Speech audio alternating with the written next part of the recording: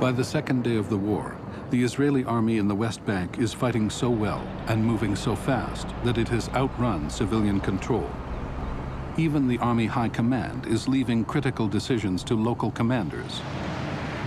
General Moshe Yotvad moves into the West Bank and pushes through to the Jordan Valley. I was just taking advantage of opportunities as they came.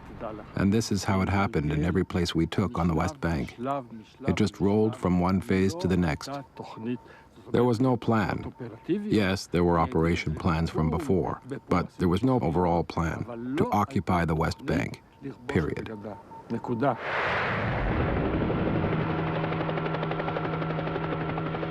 In the Sinai, the Israelis are also doing better than they expected. General Ariel Sharon surprises the Egyptians when he crosses sand dunes previously considered impassable.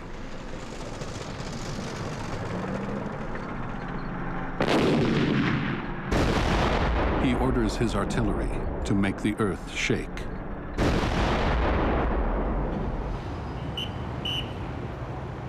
For the Arab armies, the war has been one defeat after another. If their leaders are to survive this calamity, they must shift the blame somewhere else. Egyptian President Gamal Nasser gets on the phone with Jordan's King Hussein. Together, they come up with an explanation for their defeats. They accuse the US and Britain of fighting on Israel's side. But Israeli intelligence has taped the call.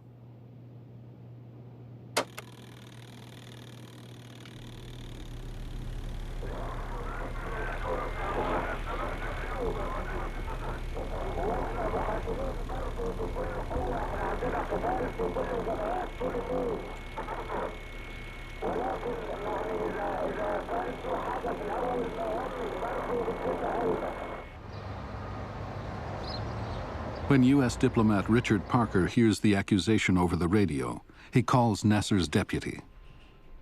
I called up and said, what the hell is this? There aren't any American aircraft within 300 miles of Egypt.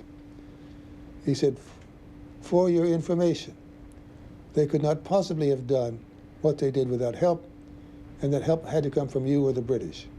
And we think it was you.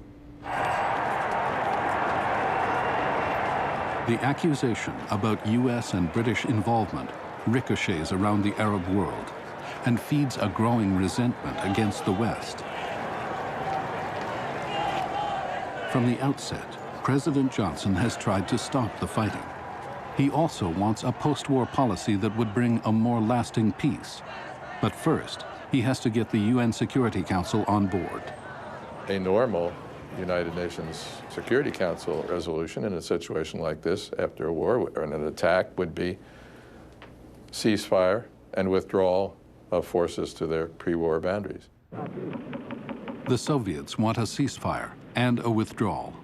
But Johnson accepts Israel's argument that they should not withdraw and that the captured territories be exchanged for peace. In the corridors of the UN, intense negotiations take place.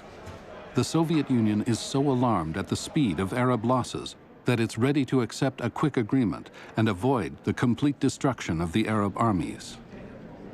The Soviets, therefore, agree to a ceasefire with no withdrawal, even though Israel is now in possession of large swaths of Arab land. To Johnson's dismay, Egypt and Syria refuse to accept the proposal. But this principle of exchanging land for peace becomes the American policy in the Arab-Israeli conflict. Nobody sat down and said the position of the United States for the next 40 years will be no Israeli withdrawal until there's peace. We're still, 40 years later, dealing with the consequences of that decision.